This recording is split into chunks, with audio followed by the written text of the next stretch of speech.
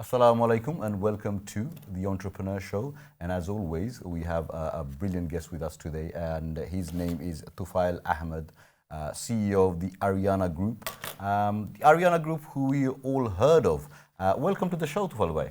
Assalamu alaikum. Thank you for having me. Fantastic. Now, let's start off with how you got into business in the first place. And obviously, Ariana Group came in later on. But what inspired you from a young age to be a businessman? Okay. I think I'd have to always start off with my dad, my granddad. You'd find that most entrepreneurs, most business people have some kind of background, family background. So my dad, bless him, he passed away in 1985. He launched the Shurma Bengali newspaper back in 1976, 77. Your elder viewers and Murabbis will remember Shurma, and it's still going. Even I remember that, yes. Yep. So my dad also had a cinema hall called the Bangladesh Cinema Hall on Commercial Road. Really? That was on Commercial Road, was it? It was on Commercial Road. What year are we talking about? So we're talking about the mid to the late 70s. Right. So Bengali films were coming out, and there was quite a few Bengali cinema halls. People remember the Bangladesh Cinema Hall, Right. the Naz Cinema Hall, which is Okay. in Brick Lane, which is Cafe Naz now. Okay. There was Palaceum, or the Palaceum, Palaceum, you're right. yeah, Yeah. and there was the Liberty Cinema Hall in Mylan Road. And what about the one that is on, is it Stepney, or is that the Liberty Cinema Hall? The Genesis in Mylan. Genesis, that's right, yeah. The Genesis has always been a cinema, but Okay. that was the ABC, All right. Okay. the original ABC Cinema Hall. I remember that one Yeah. back in the days, but That's right. all the other ones that you mentioned, obviously Yeah. I'm a West Londoner, so don't know Right. much about. Okay, so you would remember the Curzon, perhaps. Yes. Yeah, yes. they used to show Hindi films like Absolutely, yes. the Sholais and all the Amitabh Yes, Bachchan the films. classical back in the day. ones, yes. The classical ones. Right. So the Bengali film industry was big. So we had a cinema called Bangladesh Cinema Hall. So my dad did that. He was also a wrestling promoter, No way. the old Kusti sort of thing. So if people who remember the Spice, Sweet and Spicy in Brick Lane.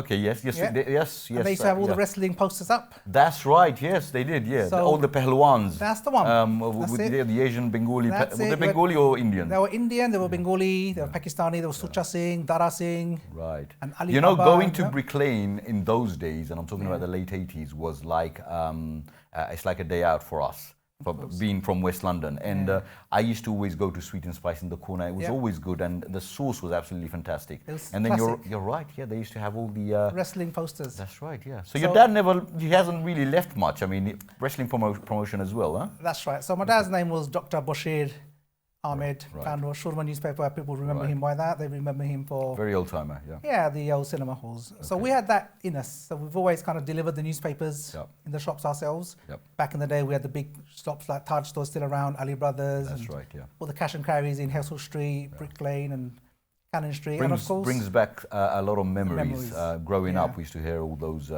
names of all those shops, especially That's from my right. dad and all that. And yeah, exactly. we used to bus it from Holborn, yes? Yeah, and you would come down. So from the Shurma newspaper, we did 4 English pages in Shurma, Yep, and we called that Eastern Eye.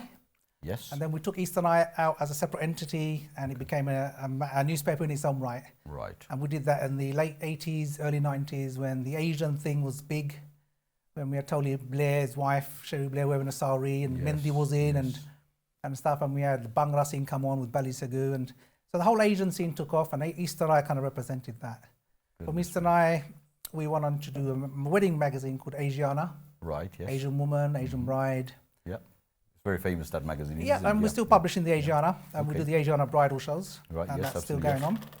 So all of that kind of led us to carry on. Once you start something, Yeah. it kind of leads on to something else and leads something else. And So that's get what your dad opportunity. started off from late 70s or mid 70s, you're talking about, Mid-70s, right? yeah. And then obviously at that time you were growing up.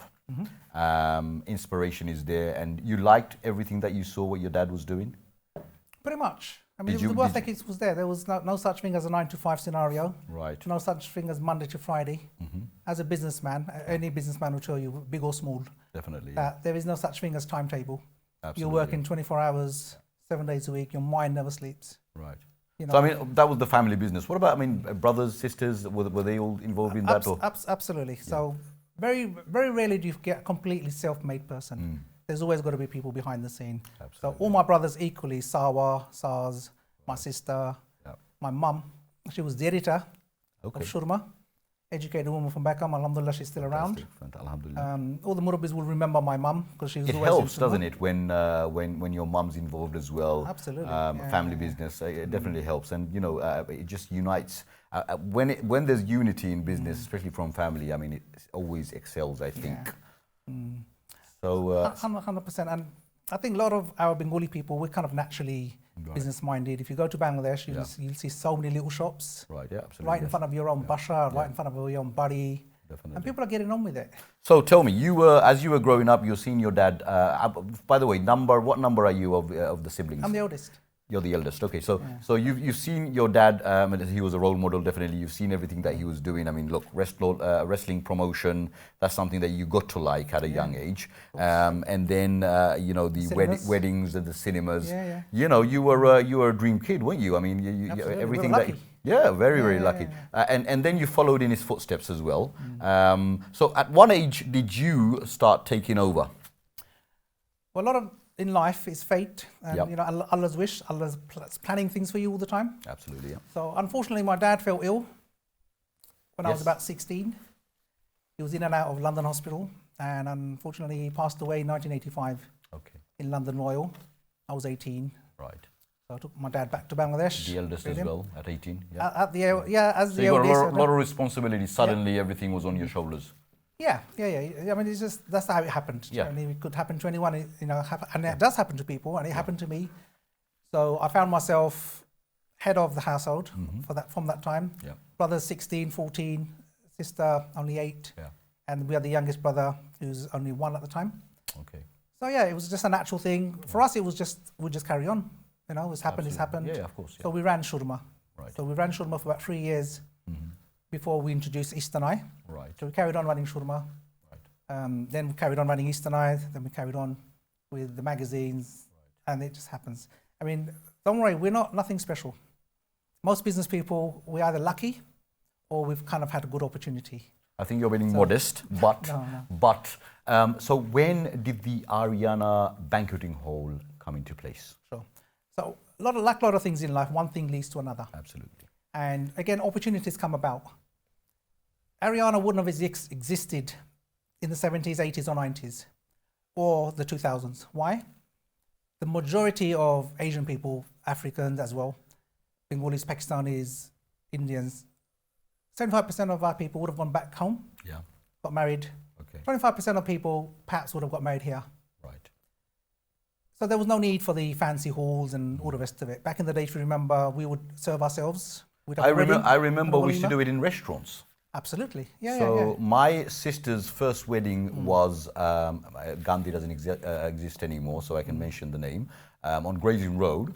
And it was probably about 60 or 70 seater. So yes, we all served, all the brothers and sisters, all the brothers and the cousins, obviously, we got involved. And, and I remember those times, there was a, how can I use, a lust for this industry, which was lacking. And then, so this is the right time that you guys came in, right? Exactly. If you think about, I mean, we started doing our wedding industry, say about 15 years ago, the actual wedding venues. Yeah. Prior to that, we were always involved with the wedding industry per se because of the Asiana wedding magazine. So we knew the industry inside out. Right. At that time, people were going back home to get married. Then the whole thing shifted. The immigration laws and all the rest of it meant that girls and boys weren't going back home. They were staying here to get married, and they wanted more lavish weddings. People were earning more. That's right. And coupled with the fact that Hindi films is one of our favorite things. If you think about what keeps us Asians together, Bengalis, Pakistanis, Indians, the love of Hindi films, the love of Indian food, the love of gold. And that's what it's all about. In the 80s, everybody in their mouths, there used to be, names of these actors and what movies they used to watch. Everyone wants to be Shah Rukh Khan. That's right, and most at those time maybe Amitabh Bachchan or Dilip Kumar. But I remember, and most of us, we at that age we used to hire out VCRs. The olden, do you remember the VCRs when you used to have to put the big massive cassettes in? The front loader. That's right. And then most of the Bengali people learned Hindi via watching Hindi movies. Exactly. By the way, I used to own a video shop in '93. Where? Cromer Street. I remember it well. Do you remember Sangeeta, Cromer Street? Yep, Yeah, I that was remember it well. yes, yeah. So we ran it for 2-3 years until until a big shop was opened up in Camden. So by that time we made whatever money we had to make anyway, and then you know there were so many competition. But yes, videos, and I remember I used to, I don't know if I'm supposed to say this on TV, but I used to have a loads of video recorders in my house, and when a movie used to come out, you know, the original, so we were linked with the Brick Lane Music House and so forth. So I had to make so many copies and just to rent it out. Yes. Well, the pirate video. Where would we be without the pirate video? Yeah. So there you go, the VHS and it's the all right Hitachi. in the Indian industry, Bangladeshi community, I guess. Perhaps, yeah. But yeah, we did that. We did that. So in every film there'll be a wedding scene. Yeah. And I think our boys and girls aspire to having a lavish wedding, and why not? Definitely. But in the 90s and the early 2000s, it was the community centres, it was the restaurants. Yeah. And then the immigration thing kind of meant that people were getting married here more. Right. And people wanted better stuff, and they didn't want to serve. They wanted waiters, and they wanted the big backdrops. So why not horses for courses? And alhamdulillah, we kind of rode that wave again, and we did the venues. So I mean, they wanted the whole shebang, and why not? Because you know, we were at that time, we had good jobs. You know, our parents were good businessmen or whatever, and education was at the forefront. I mean, our father's generation, obviously they worked very, very hard.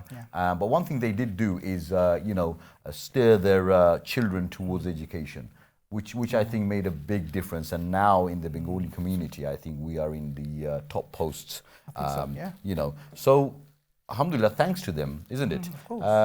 So so brilliant. Now, this is how you got into the family business, and then one thing led to another. Obviously, at the moment you're running the Ariana banqueting halls, right? Is there anything else that the Ariana holds as well, the name? Yeah. So the Ariana Group. Yep.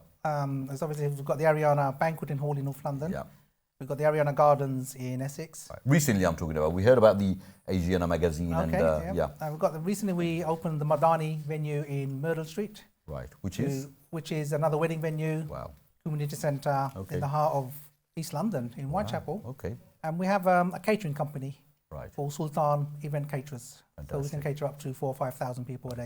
Right. When did you start that one then? That was in 2018. Okay, so very recent. Yeah, and I have a lovely business partner. Right. By the name of Milan Ahmed. Okay. Originally from St Paul's Way.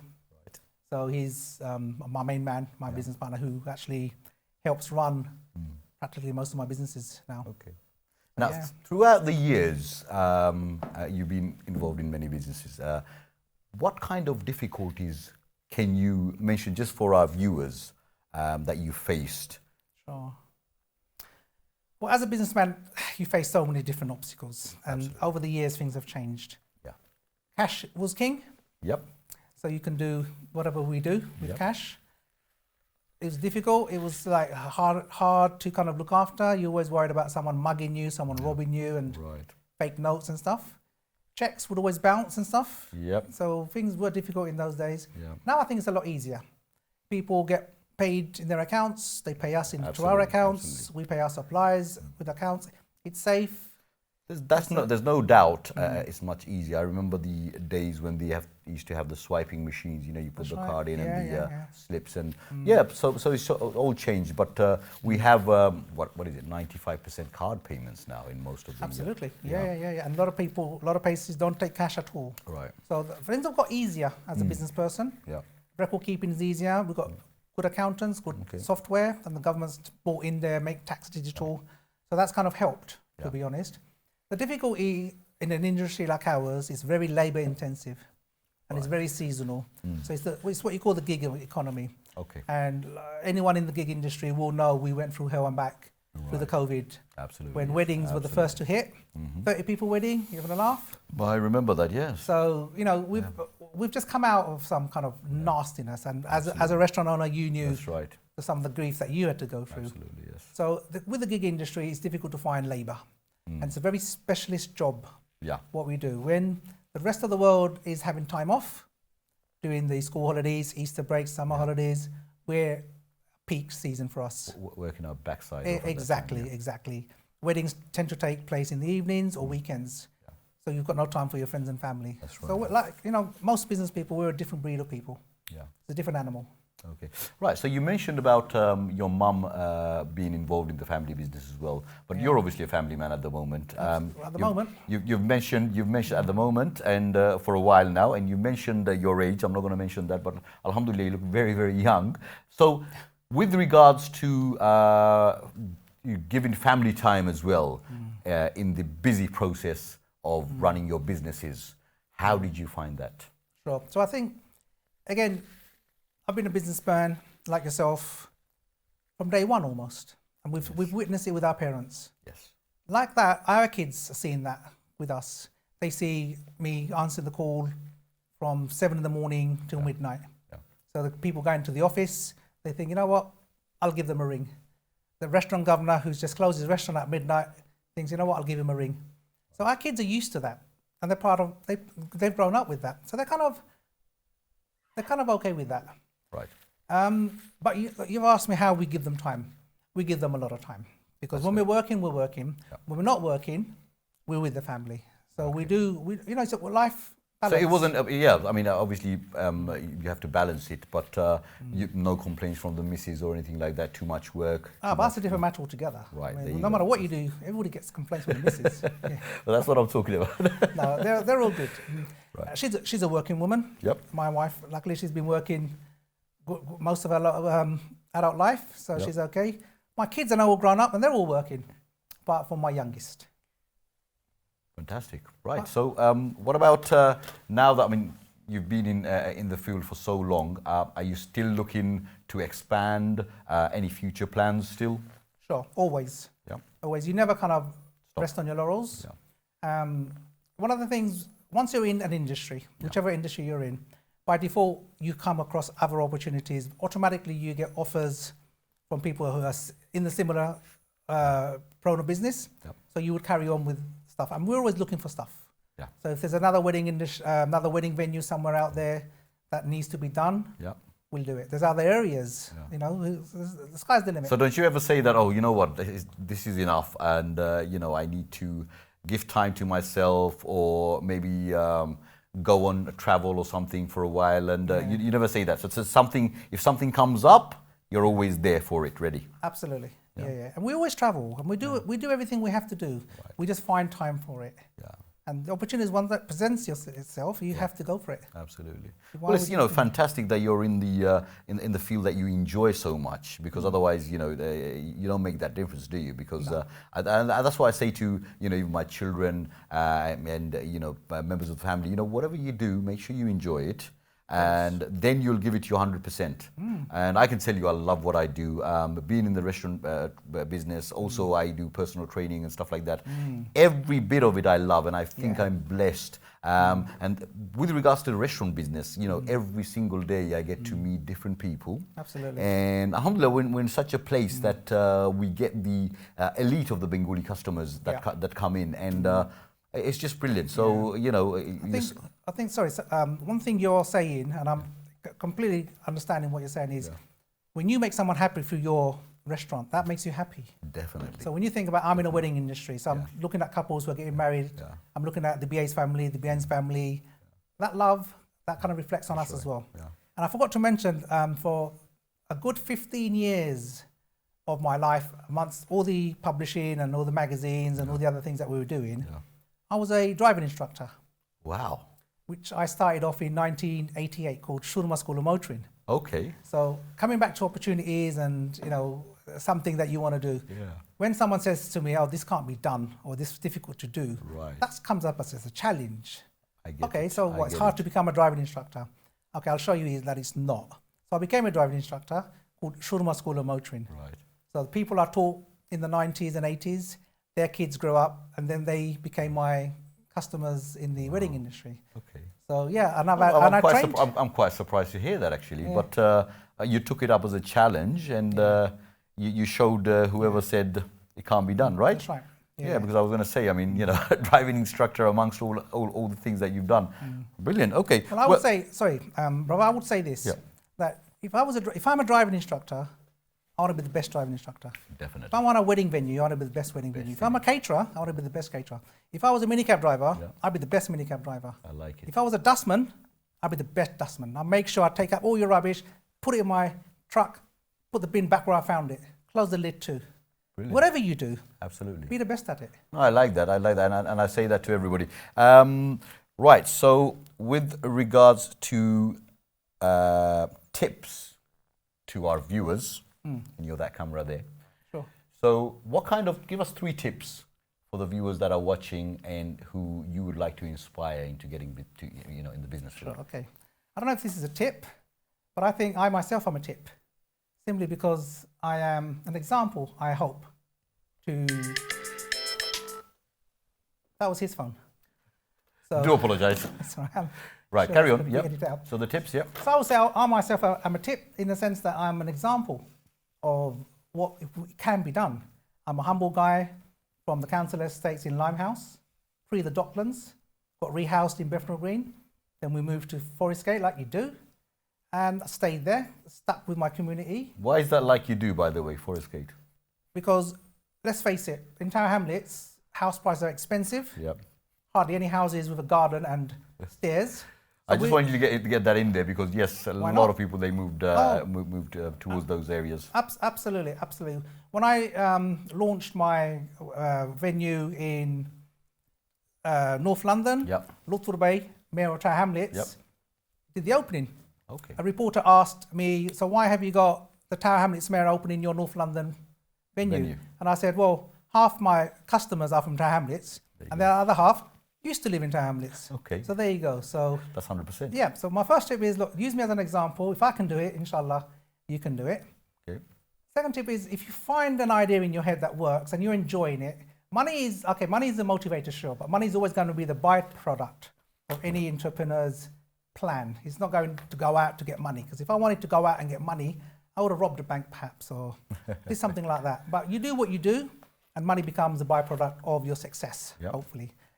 Second tip is, don't be afraid of failure. If you're going to fail, that's part of it. And I think, if you want to class me as successful, I think part of our success is the fact that we've had so many failures and we carried on from it. So yeah, don't be scared of failing, carry on. Failing is a good thing, I think. Absolutely. You learn from it. Absolutely. Yeah. So those are your 3 tips, right? Okay, Thufayel bhai, thank you very much for coming on the show, and to you guys, I hope you learned. So 3 tips that he's just given you. If you can do it, you can do it, and money is a byproduct, and don't be afraid of failure. So guys, I hope you enjoyed the show. Thank you for watching, and until next time, Assalamu alaikum.